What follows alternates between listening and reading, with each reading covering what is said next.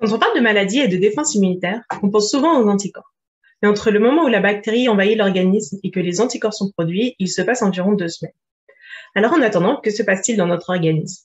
Rassurez-vous, nous sommes protégés, et ce dès les premières minutes où un microbe essaye de nous envahir.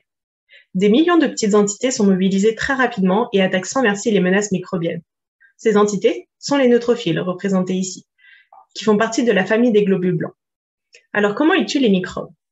Les neutrophiles ont développé 5 super pouvoirs que je vous ai illustrés ici. Le premier en haut, c'est la phagocytose, qui consiste à englober les microbes et les digérer.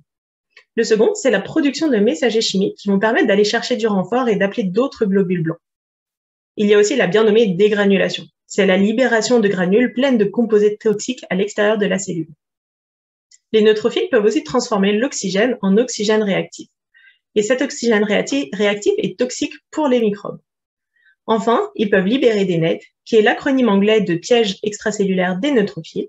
Ces nets sont des filaments rejetés à l'extérieur de la cellule, déployant de grands filets couverts de molécules toxiques qui sont capables d'attraper les microbes et les tuer. Avec cet arsenal, les neutrophiles tuent en quelques minutes la plupart des microbes qui entrent dans l'organisme. La plupart, mais pas tous. Prenons l'exemple de Streptococcus suisse, dont le surnom au laboratoire est Strep-Suisse. C'est une bactérie qui est capable d'outrepasser les défenses immunitaires et provoquer des maladies chez le porc. Ma thèse consiste à explorer ce qui se joue lors de la rencontre entre Strep-Suisse et les neutrophiles porcins, notamment si les 5 grandes fonctions décrites ici sont activées et si ce n'est pas le cas, pourquoi. Et nos découvertes sont très intéressantes. La majorité des fonctions est peu ou pas activée par Strep-Suisse. Pour les 3 premières fonctions, nous avons découvert que cela s'expliquait par la présence d'une sorte de cape d'invisibilité autour de la cellule, que j'ai représentée ici avec ce cher Harry Potter. Pour Strep-Suisse, on appelle cette cape la capsule. Elle protège la bactérie de la reconnaissance par les neutrophiles, ce qui les rend moins actives. Concernant la production d'oxygène réactif, on sait que la bactérie n'active pas les cellules, mais il semble que ce ne soit pas en lien avec la capsule. Le mystère plane encore sur comment cette bactérie peut esquiver l'attaque.